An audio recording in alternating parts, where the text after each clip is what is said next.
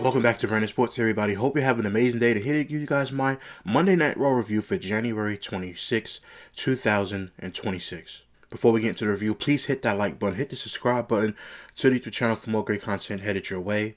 Share with your friends and family so we can help the channel continue to grow. Now, before we get into the breakdown of the show and every single segment, my overall thoughts about the show was that I thought it was very, very boring. Did not like the show at all. Thought it was boring. Now, I think there was about one or two good things that happened again tonight. This was not a good go-home show. People saying it was decent. No, it wasn't.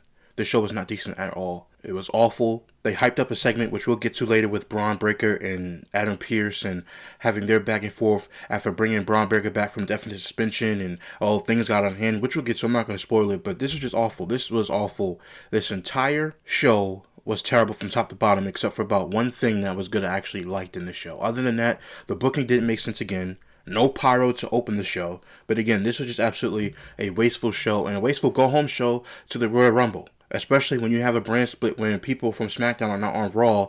This is supposed to be Monday Night Raw's go-home show.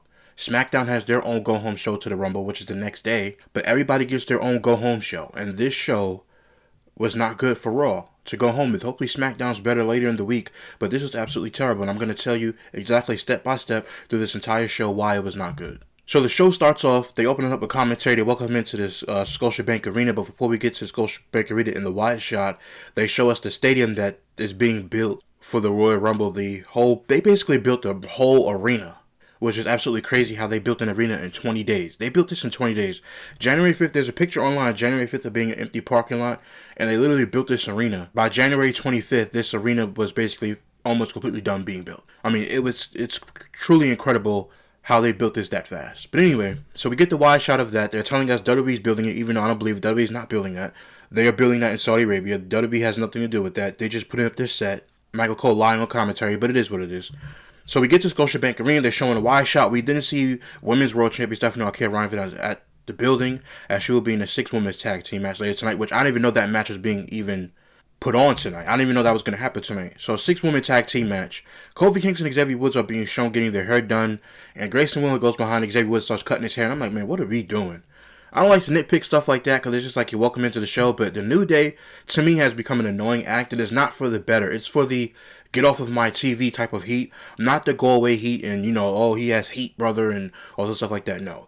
The New Day have heat with me of go away and redo your characters because they look horrible. Their heel run has not gone well and they look terrible on television. They just do. If you see their outfits tonight, you will say the same thing. Unbelievable how this team has fallen down to such dismay. So they show they're getting hair done. Then Big Bronson Reed is shown with Logan Paul, Austin Theory, Paul Heyman, and Braun Breaker, who is here to discuss the suspension of Raw General Manager Adam Pearce. So after that, we get AJ Styles and music hits. He makes his way down to the ring. AJ Styles grabs a mic and starts off by welcoming everyone to Monday Night Raw. AJ then says there is someone in the back who says it is the last time he'll be able to say that. AJ then says Gunther vows to end his career at the Royal Rumble. AJ then says he isn't going anywhere. AJ then says he did not hide from anyone that this is the year that he retires. AJ then says he wants everyone to enjoy it together. AJ then says John Cena showed him it can take a year to say goodbye. AJ then says last year was the year of Cena. AJ then says this can be the year of AJ Styles. AJ then says there are so many people in so many locker rooms. He wants to wrestle one more time. AJ then says he wants to be world champion one more time. AJ then says Gunther is good, but he is not phenomenal. Now for me, this first iteration of the promo was very good. Again, I still think this might be his last match because the way that they're promoting him and the way they're teasing it basically seems like Gunther is going to beat him at the Royal Rumble. I'm not sure. It could go both ways, but I don't see AJ Styles beating Gunther right before WrestleMania because they're still trying to build up Gunther, even though for some reason they just haven't come out there and just laugh and be an idiot and a clown after retiring John Cena. They've done nothing with Gunther since he retired John Cena. Yes, I liked a little bit when he came out and was being an a-hole and stuff like that, yes. But now, going further along, they haven't been doing anything with him. But this is a good promo by AJ Styles. I did tell you guys that if he did have a year-long retirement run, that I would love for him to be world champion one more time. I really want him to carry the World Heavyweight title. Not the WWE Championship. He had that already. The World Heavyweight Championship would be good for AJ Styles to have that one more time and then go into the sunset. The same thing with John Cena. By December, you could retire AJ Styles. But it seems like he's going to retire early. We don't know yet. But this is a good promo by AJ Styles. I had no problem with this promo. CM Punk music then interrupts. He makes his way down to the ring. Punk then grabs a mic and starts off by asking AJ if he figured out why Punk is out here tonight. Punk then says he has known AJ for more than 20 years. Punk then says they have been friends and they have been enemies. Punk then says there is nothing now, there is nothing but respect between both of them. Punk then asks AJ what is he doing. Punk then says putting your career on the line against Gunther. Punk then says if it doesn't go your way, your career is over. Punk then says there is a lot of gas in the tank and moments to be made in front of these people. Punk then says he has looked at AJ's career and the stakes are too high on Saturday. AJ then says he wants to know if Punk doesn't think he could beat Gunther. Punk then says he isn't saying that, and AJ Styles says that is what Punk is basically implying to him. Punk then says we saw him beat Gunther, but the referee raised Gunther's hand. Punk then says if you don't win on Saturday, we will never see CM Punk versus AJ Styles in a WWE ring. Punk then looks around. AJ then says he knows Punk isn't saying it that way, but he says it comes off as disrespectful. Punk then says AJ is being selfish. AJ then says he knows he can beat Gunther and he knows he can beat Punk. Punk then says there it is. Punk then says it is hard to beat a good team twice. Punk then says if you lose on Saturday, you can't prove you can beat him. Punk then says, golly gee, what can he do? AJ then suggests they fight tonight. AJ then says if he beats Punk and beats Gunther, he's the number one contender for the title. Punk then says to AJ and Toronto that he won the title November 1st and he will be a fighting champion. Punk then says if they are going to do it tonight, it's going to be for the belt. Punk then announces that match is happening. Punk and AJ then shake on it. So basically tonight we get CM Punk versus AJ Styles for World Heavyweight Championship. I thought this was a good promo between back and forth between these guys. I had no problem with this. This is one of the things I did not have a problem with tonight, was AJ Styles getting a World Heavyweight title shot, because again, I've been on these videos basically telling you guys I would like for AJ Styles to be champion again and have him at least go after the World Championship one more time and get him out of that tag team. And I'm glad that they really did this tonight for him. Again, I really think he's going to be done by the Royal Rumble. I have no idea what's going to happen, but we'll see going forward. We didn't get a look back at Saturday night's main event. After this is where I kind of get annoyed with the show already. We have a 6-woman tag team match. Raquel Rodriguez, Roxanne Perez, and Liv Morgan. They make their way down to the ring for the first match of the night. Stephanie Valkyrie and Riho follow. You get it? Rhea and Io, Riho? Yeah, whatever. I know, right? Anyway, so we get this match. To me, this was another lazy booking match. Yeah, let's put the women's world champion who has beef with Raquel Rodriguez, Stephanie Valkyrie, who hasn't been on these shows at all, except for getting beat up every single week. She came back at Saturday night's main event to get revenge on Raquel Rodriguez, which I had no problem with that. So then you bring out the women's tag team champions. Again, I said at Saturday night's main event, I'm done. I am done. I'm done with Rhea Ripley and Liv Morgan being in the same ring together. I told you guys I was done with it. So when I saw this match being promoted and they started coming out, I'm like, what are we doing? What are we doing? This makes no sense. Why is this match taking place? They just lost on Saturday. There are new number one contenders on SmackDown, and Julia and Kiana James, which they shouldn't be number one contenders. But this is just, again, shows you the lazy booking that this company has.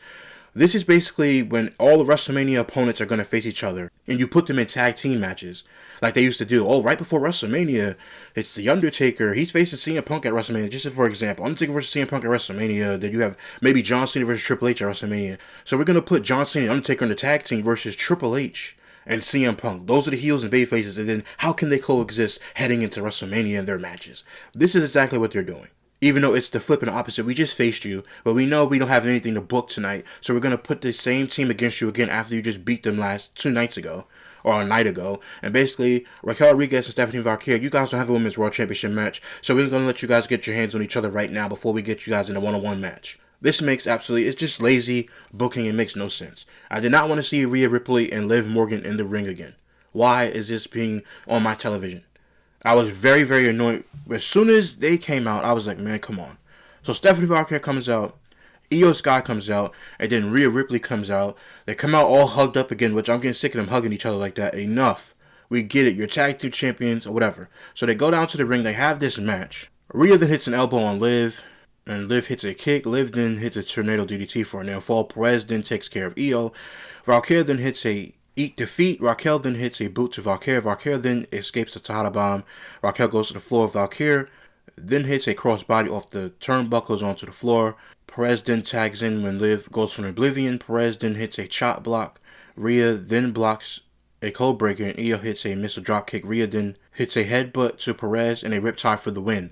Okay, now that I got to the end of the match and went to the end of the match, I should never see these guys in the ring again, ever again. And here's why. Because on Saturday, Rhea Ripley pinned Liv Morgan, and then on Monday, Rhea Ripley has pinned Roxanne Perez. They should be nowhere near these women's tag team titles ever again. Not for the foreseeable future. They lost both nights in a row. They gained no momentum by doing this, and you pinned both of them. It's not like Roxanne Perez took both pins. No, Liv Morgan took one pin, and now Roxanne Perez took another pin. I don't understand why this match was even on television. Again, this was lazy booking by a company that simply says, well, we got the Royal Rumble this Saturday at 2 p.m. Eastern, by the way, if you guys need to know the start time. 2 p.m. Eastern, we have the Royal Rumble, and because we have the Royal Rumble, we're going to go into the show with a hot Toronto sold-out crowd in Toronto, Ontario, Canada, in the Scotiabank Arena. We're going to sit up here and book you guys nothing. We're going to give you guys a feel-good tag team match. Ooh, Stephanie Valkyrie, who I really like, and Rhea Ripley, who I like. I like everybody on the show. Just book it better. You literally did this because you had nothing in your book. You have nothing creative to come up with. So you put everybody in a tag team matches who basically beefing with each other. And that was it. It just makes no sense. So after that match, we head to the back where Finn Balor stops CM Punk and he says he is thinking about everything that happened last week. Finn then says while it didn't go as well as it planned, it was the greatest moment of his career. Finn then says you gave him his flowers, but he didn't return them. So Finn says he will do it now and he thanks CM Punk. Punk then thanks Finn. He then says he isn't the best in the world without facing the best. He then says he is not just handing out title shots. He then says John left and AJ is close to leaving. Punk then tells Finn if he wants to be champion, he might need to ditch the Judgment Day because he won't be a success around garbage like Dominic Mysterio. That was a good line.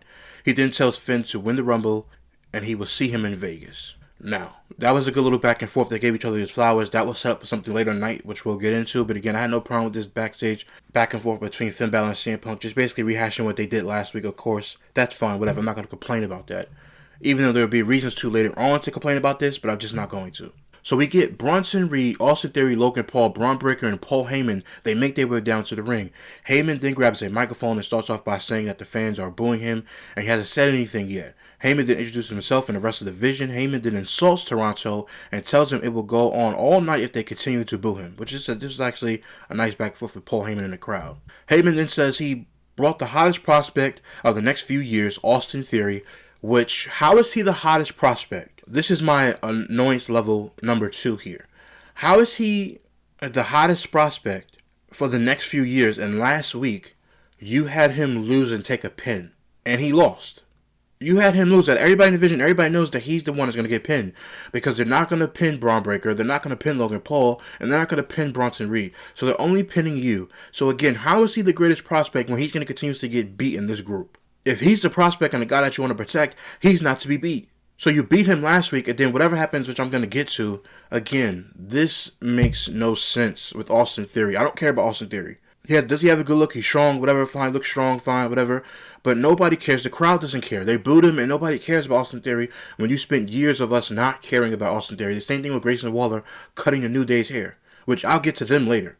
Heyman then mentions the master of the tsunami and the man who has a victory after victory over Roman Reigns, Bronson Reed. Now, let me stop for a second. Bronson Reed has a victory over Roman Reigns, and they've done nothing with him besides take out LA Knight, and that was it. Him and Logan Paul took out LA Knight, and that's all they've done. What has Bronson Reed done since he's beaten Roman Reigns? Just stand there and act like security for the Vision, excuse me. I was going to say the Judgment Day. As soon as they came out, or they was coming in, he steps first. Then he basically signaled everybody else to come in. What are you, security? What has Bronson Reed done since beating Roman Reigns? And what was the point of beating Roman Reigns? And there was no point at all. To get a guy over who you're not booking right. And putting him in tag team matches against Rey Mysterio and Penta. Absolutely no sense. They know how to book anything. It's lazy writing. That's what this is. This is lazy. Heyman then mentions Logan Paul. Heyman then mentions the reason we are all here tonight is because of Braun Breaker. Again, that was fine right there. Heyman then says Braun is here for a face-to-face meeting with Adam Pearce. This is when my annoyance is rising and the level of vitriol I have watching the show is continuously skyrocketing, going up. He says he has a meeting with Adam Pearce. Heyman then says he thanks Mr. Pearce for his offer, but before he comes out, we need to look at why this meeting was necessary. We then see what transpired 2 weeks ago. Heyman then says that was conduct unbecoming of an official. Heyman then says people in Canada know that. We then see what happened last week with the brass knuckles. Heyman then says it is time for Pearce to come out to the ring at his leisure. I told you guys, well, before I get to it, I'm just teasing where we're going to get to. I told you guys two things are going to happen in my last Raw review, or the week before last, 2 weeks ago. That he's either going to come back, be off a week because he's going to come back, or there's going to be something about some legal situation. Like, stay right here. So then Adam Pearce makes his way down to the ring. This is just like giving candy to a baby at this point. Like, it's just so predictable. Adam Pearce then makes his way down to the ring. Adam says he is not out here to make excuses. Adam then says he does not have a problem wearing his heart on his sleeve. Adam then says he put hands on Braun first and he apologizes. Adam then tries to talk to Paul Heyman about lifting suspension and putting Braun in the Royal Rumble, and Pearce says it is done. Heyman then says he is okay with that. Adam then says Heyman is so good, and he tells Logan, Bronson Reed, and Austin Theory they are in the Royal Rumble. Adam then tells Austin if it wasn't for the brass knuckles, he would have beaten Rey Mysterio. He then says Austin deserves redemption, and he gets it tonight. And this is where it made me even mad even more. So we get Rey Mysterio, Dragon Lee, and Penta make their way down to the ring for the next match of the night. Here is where the booking is very, very lazy again. And I'm going to keep calling it out every single time I talk about these shows. Because I have no problem sitting here talking about the show. I'm just telling you my annoyance level just continuously is going up. Now, why are we getting a rematch of Austin Theory and Rey Mysterio? Basically, to give you guys a spoiler to jump ahead, Austin Theory beat Rey Mysterio. So basically, they gave him his win back after pinning him instead of last week just pinning the 50-year-old Rey Mysterio, who they're not giving anything to booking-wise besides him and his son continuously fighting each other every time Dominic Mysterio is on TV, which I'm sick of that alone. What was the point of this again? To give Austin Theory his win back, and when you gave him his win back, he should never lost in the first place. Last week's loss for Austin Theory was to set up again for them to face this week, instead of them just booking him to beat Rey Mysterio and then this week beat Dragon Lee, or just put together a random match that nobody cares about. Because again, nobody cares about this match. Now the crowd cheered because it was Rey Mysterio, and I get it. But nobody cared about Austin Theory versus Rey Mysterio again. I sure didn't. Now, to get to the overall argument of this segment, I told you guys, it's like take candy from baby, not literally, figuratively speaking. I told you guys that they were going to be lazy enough to where Braun Breaker is going to be gone for a week, and then after that he's going to come back. He's going to be gone for 1 week, and then he comes back, and they're going to act like nothing happened. Oh, he's sorry, and then he puts all of these guys in the Royal Rumble. Which I didn't predict that part, but I'm saying just in general, this story was going nowhere. I said one or two things are going to happen. They were either going to book this, that he was going to be gone for 1 week, or they're going to do a segment where legal ramifications are going to take about, and then he's basically going to go, basically apologize, whatever the case may be. So, the first one that I predicted came true. He was going to be gone for a week, and he's going to come back, and they're going to do nothing. And that's exactly what happened. He was suspended indefinitely for a week. He comes back the following week, and they did nothing. This entire segment, which they were teasing all day today, was a face-to-face between these two, and they gave us nothing. Adam Pearce basically bent the knee and gave Paul Heyman everything he wanted because, he got a phone call. Who was on the phone? They gave you absolutely nothing. They think that we're supposed to sit here and just be like, oh, well, hey, this is a great show. And, oh, man, this was such a greatness. I mean, he just went out there and apologized. No. What's the writing? What's the story? The wrestling is good in the ring, fine. They need to sell a bit more. But what's the story in this? Nothing. There was never a story to begin with. And they get your hopes up to be high. And as soon as they get your hopes up, what do? They give you nothing.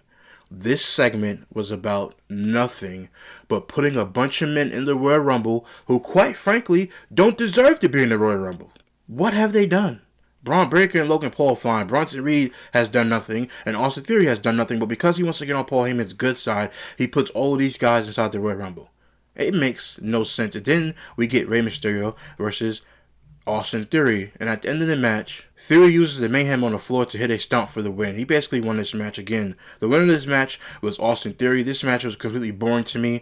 After the match, Bronson Reed attacks Penta. Lee then pulls Reed off, but Logan punches Lee. Braun then hits a spear. Logan then goes up for a frog splash. Braun then spears Penta, and Reed pulls him to the corner for a tsunami. The referee tries to stop them from doing any more damage to Rey, but that does not work.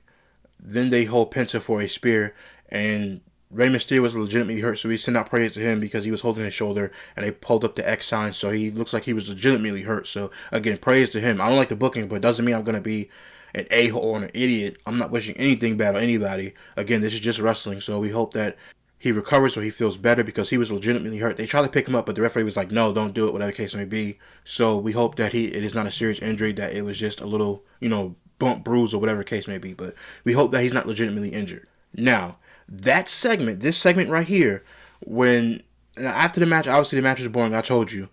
But the part of this that is more annoying as we continuously go further is, remember when I said that Adam Pearce put Braun Breaker, Bronson Reed, Logan Paul, and Austin Theory. He put all 4 of them in the Royal Rumble. Remember I told you that. So next we get a backstage promo with Natalya, who looks like she's dressed as Natty. Which, this is the Natty that we've been asking about. The heel, without the Natalya, without the, the Heart Foundation stuff. The badass looking MMA fighter that fights at Bloodsport. This is the one we've been asking for. So I'm willing to see this through. I had no problem with this entire thing. But so we get Natalya. She tells Maxine she made her and she failed. She then says, you didn't fail. You failed her. Natalya then says, you are just like the rest of them. Natalya then says, because you rolled with a legend, you thought you could roll like a legend. Natalya then says that will never happen again. Natalya then says, this is a whole new her, which is basically, instead of Natalya, it's Natty. Natalya then says, after she is done with Maxine, she is coming for it all. Natalya then says she elevates, but Natty dismates. Again, this was good from Natty. They're finally giving her something good, and maybe she'll actually win a title in the company now. Even though I know she's older, I don't care about that. I always told you guys that Natalya was one of the best ever to do it in the ring in this business, but she's been giving nothing, and that goes back to the Vince McMahon era. But again, I had no problem with this backstage vignette by Natty and actually taking her seriously, and hopefully they actually give her a good run. If this is going to be her final run or whatever it is, make it good. We then see Raquel Rodriguez backstage screaming for Stephanie Valkyrie, and Bayley yells at Raquel Rodriguez, telling her to shut up and that she's on the phone. Bayley then tells Raquel where Pierce's office is. Lara then shows up, and Raquel says she has other business to deal with. Raquel then jumps Raquel backstage and they have to be separated. And at this point, I'm watching this and I'm just rolling my eyes simply because I don't care anything about it. I told you guys, let's just get them in a match. I told you guys Saturday's main event. Get them in their match so we can move on from Raquel Rodriguez to Stephanie Valkyrie, and we can move on to Stephanie Valkyrie doing bigger and better things. There's no disrespect to Raquel Rodriguez, but I don't care. We then see Byron Saxton in the interview area with Javon Evans. Byron brings up that what happened last week with the referee stoppage. He then asks what happened. Evans says he is all good and nothing bad happened to his shoulder. Evans then says sometimes he gets too excited. Evans then says he feels good and he's ready to focus on what is next. Byron then asks what is next. The crowd then chants for the Blue Jays because Evans is wearing a Red Sox beanie. Evans then says there are a lot of goals he wants to accomplish, and one of them is to main event WrestleMania. Evans then says that means he has to win the Royal Rumble. Evans then says he is in the Rumble. Evans then says he has something for everyone in the Royal Rumble. So basically, he declared for the Royal Rumble. This is why we continuously go further and further of my evisceration level of me being angry is continuously skyrocketing throughout this entire show, which I'm going to continuously get to. We get another promo of Roman Reigns declaring for the Royal Rumble. Again, no backstage vignette, no answer, no nothing. We just get, the big guy, the big dog, even though he's not the big dog, but I'm being a smartass. The big dog, the tribal chief. Roman Reigns declares for the Royal Rumble. Can't give us via satellite, can't give us anything, but he declares. Can't say a word. He's just such the tribal chief that he can't give us anything. And that's not on him. I'm not dogging Roman Reigns. I'm simply putting this on a company. I told you guys on my SmackDown review, put him on the docks and let's see him talk about the Royal Rumble and what it means to be back on top. The last time we saw Roman Reigns, he lost. He has not been around since November. December, he's gone. January, all of it's basically the end of January. And we're going to get him at WrestleMania, and that's pretty much it. Roman Reigns returns again, and we get nothing. Whatever. We then go to a previously recorded interview with Gunther. Michael Cole mentions Gunther's match on Saturday. He asks, why did he force AJ Styles to put his career on the line? Gunther then asks, what does he gain by beating AJ in a standard match? Gunther then says he has something phenomenal to fight for. Gunther then says he can end AJ's career. Cole then asks, why rob the fans of great moments with AJ Styles? Gunther then says he is tired of the old timers overstaying their welcome. Gunther then says those moments belong to him. Gunther then says Bill Goldberg was chasing a moment and he took it. Gunther says John Cena was chasing a moment after moment for a year, but they will talk about Cena giving up in his last match. Gunther then talks about AJ having a farewell tour. Gunther then says he does not want AJ taking away his moments. Gunther then tells Cole he falls into the category 2. He then asks Cole how long is he going to stay around and chase the moment. Basically, he's ripping Cole for still continuously being there and being a commentator. But again, I still don't know the angle. Oh, he's an old commentator. Makes no sense to me. I don't care. I could care less about what he's saying about Michael Cole. Gunther then says he can kick over Cole's chair now and end his career. He then tells Cole not to worry because he wants Cole to call the match on Saturday to say that the career of AJ Styles is over. Gunther then chuckles and says it will be great and memorable again. He's supposed to be a menacing heel who made John Cena tap out. And again, okay, I said for the 2 weeks that he came out and was mocking John Cena, just rubbing in with the crowd, it was fine. But now, continuously chuckling and laughing. He's supposed to be some menacing heel. Is Drew McIntyre running around chuckling and laughing and just being, want to say provocative words just to be provocative? No, he's actually being a heel and putting the work in. Gunther has done nothing since John Cena. He's done nothing. I'm not even going to let my blood boil doing this review. Then we get Jey Uso makes his way down to the ring. This, for me, this moment right here with Jey Uso, this is a pristine moment. This great moment that we have with Jey Uso was just for him to be on TV. Instead of being in a commercial break, this was on him to be on television, to do his entrance. And for everybody, 17,000, 18,000, everybody in the Scotiabank Arena, to just do that stupid ass yeet. I'm tired of it now. The yeeting, I'm tired of it. I don't really criticize Jey Uso like that because, again, he's earned everything that he's been. He's been in the business for over 20 years now. I mean, fine.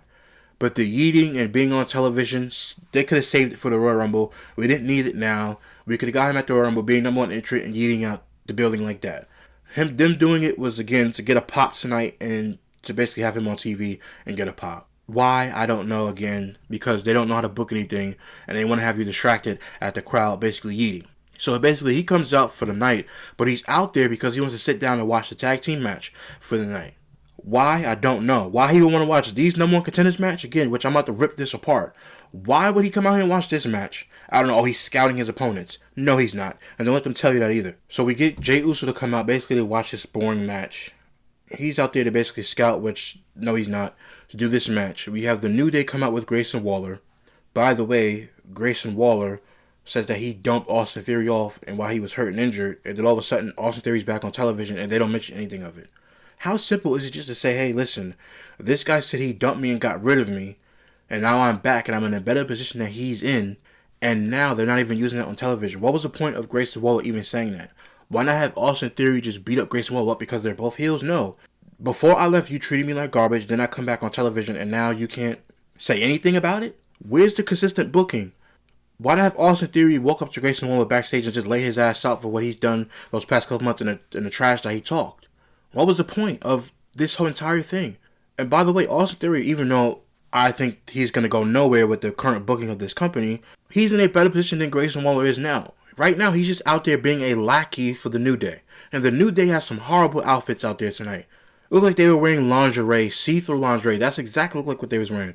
And Corey Graves on commentary says, they're just mourning the fact that they lost the World Tag Team titles. It's been months. They won them at WrestleMania, and then they lost them months later. How long does this grieving process have to go on? So after that, they come out. Los Americanos, Alpha Count American made. None of these teams deserve a tag title match. This makes no sense. Adam Pearce just gave it to the New Day because, again, American Made has done nothing to earn a World Tag Team title match. This is no more contenders match, by the way, if I didn't make that clear again. Alpha Academy has not tag teamed on Raw since November of 2024. If that's correct. If I got that wrong, just tell me in the comments down below. And also, Americanos are trash. And the New Day, their heel run has been horrible. So they all come out, right? We then head to the back, where we see that Adam Pearce is on the phone. And Finn Balor stops by to say he is in the Royal Rumble. He's declaring for the Royal Rumble. Everybody's just declaring for the Royal Rumble, right? Adam then tells Finn that he got his title match last week and that they are ready at 30 spots. Finn then says no Royal Rumble is full without him. Adam then says the Royal Rumble is full. Finn then says this isn't over.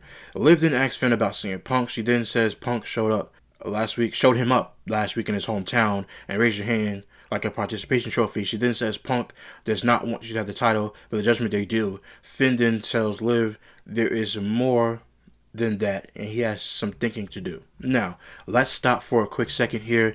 This is where my blood has reached optimal levels of fury. My blood is just boiling at this point. You tell Finn Balor that he had a World Heavyweight Championship match on Raw last week, and that the Royal Rumble is full. Now, let me ask you guys something out there who are watching this review. If I had to give you an option to represent Monday Night Raw in a marquee name to represent Raw going into WrestleMania or going into a Royal Rumble match. If I asked you guys, would you want Austin Theory or would you want Finn Balor to be in the Royal Rumble to represent Monday Night Raw to be in the main event of WrestleMania? What would you say? You would say, I would want Finn Balor because he's the better wrestler. He's more over than Austin Theory. No disrespect to Austin Theory. Adam Pearce, this made no sense, and let me tell you why.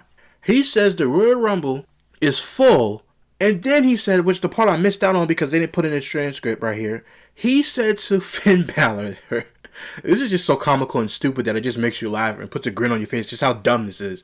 He says, you're just now declaring? You're now declaring. He had the unmitigated gall to say, you're now declaring. The Royal Rumble's this weekend, you're now just declaring? Did we not just see an hour ago, and this is where my blood is boiling, because now this is all I'm thinking about. You just put 4 men in the Royal Rumble saying that it wasn't full.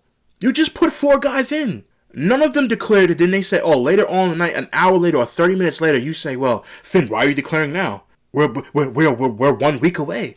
You just gave 4 spots to 4 other dudes. That language in this write-up or dialogue did not make any sense. You said it's a 1 week away.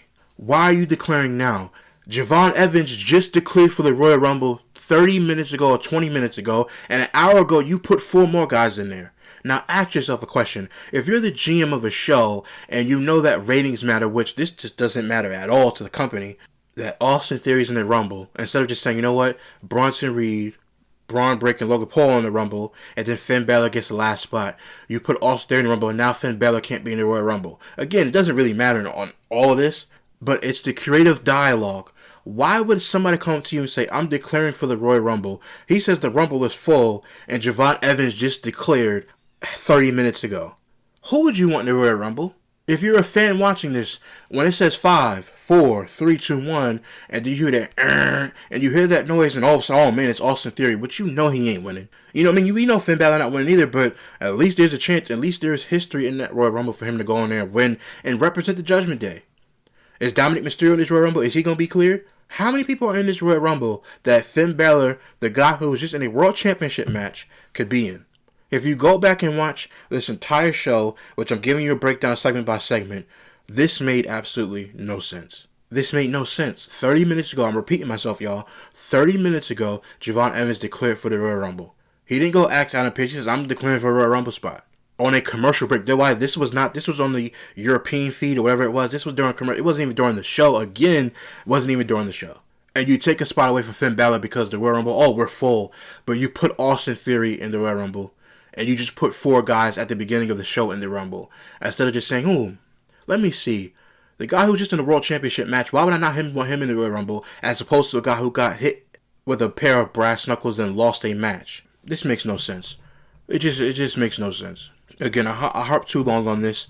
By the way, at the end of this tag team match, now it's the number 1 contenders match for the World Tag Team titles. It's the New Day versus Alpha Academy versus American Made versus Los Americanos. Again, this match is completely boring. This is another nothing match. To me, the Usos should be facing the winner of this match probably after the Royal Rumble because they're not going to book anything exciting on that show. I'm telling you, that show is probably going to be boring. They're not going to book anything well. And then when we get to that show, people are going to say, well, it's the day after the Royal Rumble, and this show has not been booked well. What is happening? And they're going to use this tag team title match as one of the matches, or they're probably going to wait another week because, Lord have mercy. Forbid that they put 2 title matches on the show, which we'll get to that. We get to the end of this match. This match is absolutely completely a waste of time. Rayo and Bravo then hit a double drop kick on Otis. Brutus then takes care of Bravo and Rayo. Otis then blocks a knee from Julius, and he drops him on Brutus. He blocks a knee from Julius and drops him onto Brutus. Tozawa then tags in and he hits a back senton on Julius for the win. Now, again, you have Alpha Academy become number 1 contenders for the World Tag Team Championships, and they have not been a tag team since November of 2024 on Monday Night Raw. And you give them the number 1 contenders match. Now, did you want to see the New Day? No. I told you guys the hero run has been horrible. Then I go up and say, well, did you want to see American Made? No. Did you want to see Los Americanos? Hell no. So the only group is there for is Alpha Academy. No. I didn't want to see none of these teams because none of them deserved it.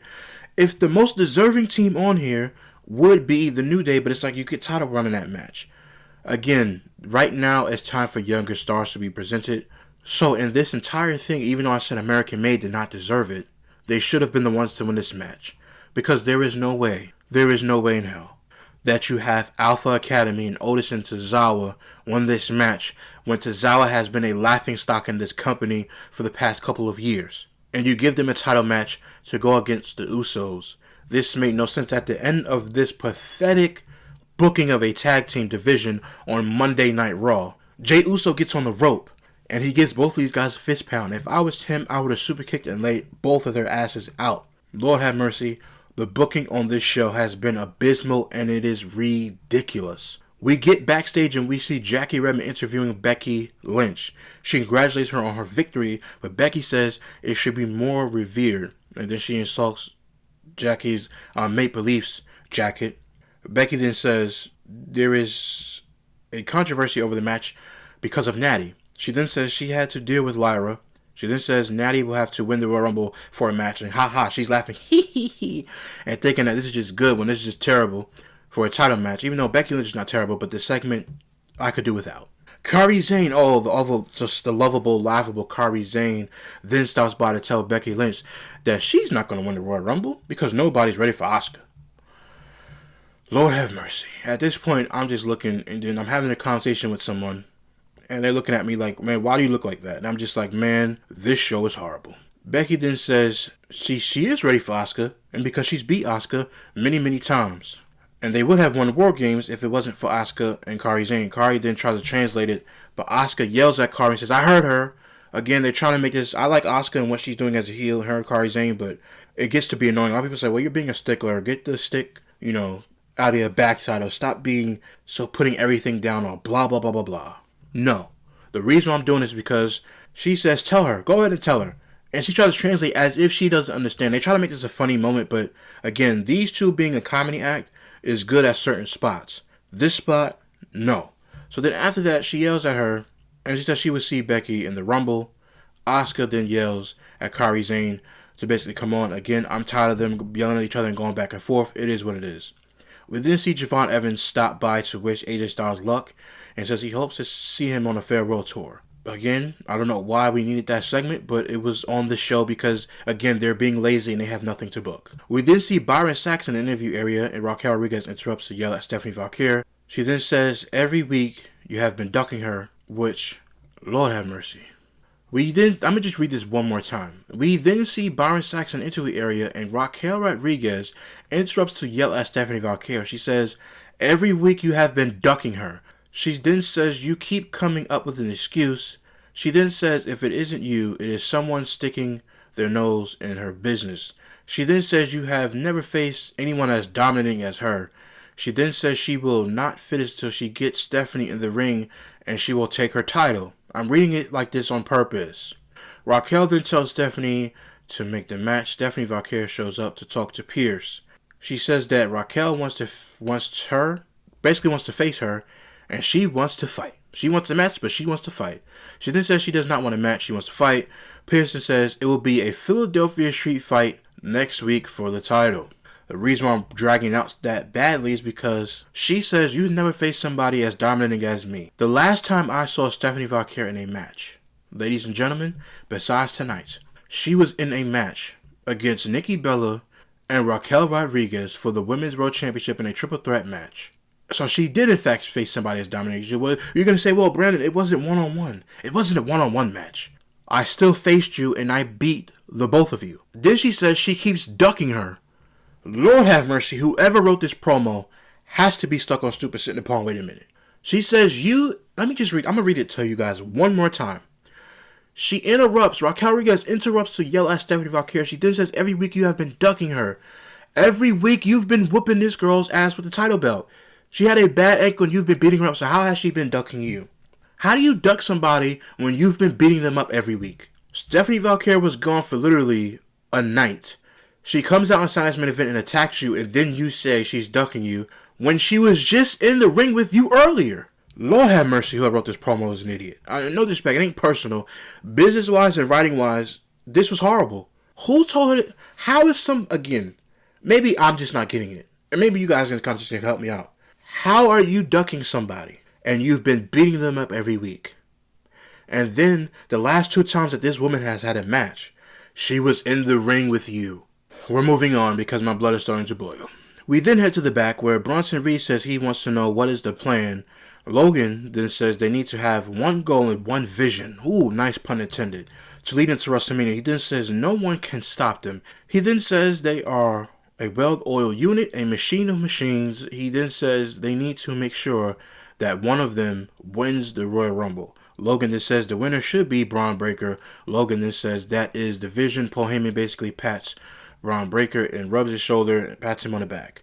We then see Oba Fenby will be in the Royal Rumble, which again, you're going to have a guy debut at the Royal Rumble and continues to get thrown over the ropes to lose. Basically his first debut match on the main roster. Nice. But again, I have no problem with it. Whatever.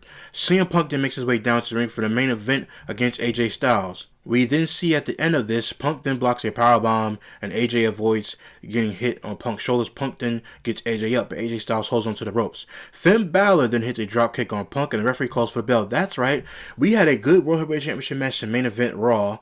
And then we have Finn Balor come out and ruin the match. The winner of the match via DQ is still World Heavyweight Champion, the best in the world, CM Punk. After the match, Finn Balor sends Punk to the floor. He hits a running dropkick against the ringside barrier. He then goes for a second one. Finn then sends Punk back into the ring and hits a coup de grace. Finn then goes up top again, hits another coup de grace to the ribs. Finn then goes up for the hat trick and hits it again. Finn then stands tall as the show comes to a close. Again, this entire rundown of this show is completely horrible. People saying this show, it was decent. It was a decent show. It wasn't horrible. No, it was terrible. The entire booking, the entire dialogue between everybody in this show was completely horrible, except for the opening of the show. Again, as I sit here and scroll down through these notes of the match and key moments for Raw, the WWE, the World Tag Team title match was terrible. Nobody cared about that. The Raw General Manager Adam Pearce will speak with the Vision's unpredictable badass and Braun Breaker about his suspension. And that entire segment was absolutely nothing, which we just went over. We heard from AJ Styles, that was good. And then we heard from the Ring General Gunther and laughing backstage, that was not good either. And then we hear from Natalya. All for me just to say who gave a rat's ass about this entire show. This was a terrible go-home show for the Royal Rumble, but I'm glad to sit here in front of here and do this with you guys. Listen, if I can get mad at something to come out here and rant about it and talk about it, I'm going to talk about it because maybe somebody felt the same way that I did. This show was terrible. The booking of this show, the dialogue in this show was absolutely awful. And when you could sit by and just say, man, I would book it this way, this way, and this way, and this way, and actually come up with a good plan for a show, they're not doing it backstage again. Why are they not putting on good shows? Because they are lazy and their writing is terrible, and whoever's in charge of the writing team of this company is completely terrible. Their presentation of this show is terrible. Everything about Monday Night Raw has been terrible. People are going to say, this was a nice show. This is a good show. Ooh. No, it was a long show. It was a long 3 hours, or 2.5 hours, excuse me. That SmackDown's long 3 hours. But these 2.5 hours were completely useless and a waste of time. If WWE had to cancel a Monday Night Raw show, and you had the option to either cancel this or watch it, now people are going to watch it. I'm going to watch it just because I want to come up here and do the review. But if it was canceled, maybe you would just do something else on your time. You came out of Saturday Night's main event with expectations being low. You come out of that show, the show being phenomenal, that it was for me. I told you it was good. Then, to come to Monday Night Raw to not follow up of that good show, you come and give us this piece of garbage. Again, the booking of WWE will be its downfall. And TKO owning this company will also be its downfall. Not Netflix, TKO. Money-hungry people who don't care about the wrestling business, and because they're so money-hungry and that they don't care about the wrestling business, this is what we get. Again, I keep trying to tell you guys, I'm blaming Triple H for a lot of the creative and the booking because Nick Khan went on Logan Paul's podcast and said, no, Triple H basically books this show and he's the leader. I've been doubting that the entire time. Somebody has got to be in this man's ear because there is no way that Triple H has been brought up in the Attitude Era, the Ruthless Aggression Era, throughout the 2000s and being there with big, huge stars like The Undertaker himself and Stone Cold and The Rock. And he knows that he's been under Vince McMahon's tutelage being groomed for this spot one day. And he gets here and he can't book worth a damn. There is something going on. And he's being influenced more than we think. But man, you cannot give him any more excuses. This show was horrid. And it was bad. And if you watched this review, I thank you for it. My review tonight was better than this entire show. That's my review. Please hit that like button. Let me know in the comment section down below how you guys felt about this entire show. If you liked it, if you enjoyed it, maybe you enjoyed it, you think I'm wrong, put it in the comments down below. Have a great conversation and debate about it. But again, this show is awful. Please hit that like button, subscribe to the channel for more great content headed your way. Share with your friends and family so we can help the channel continue to grow. Until next time, guys, see you real soon.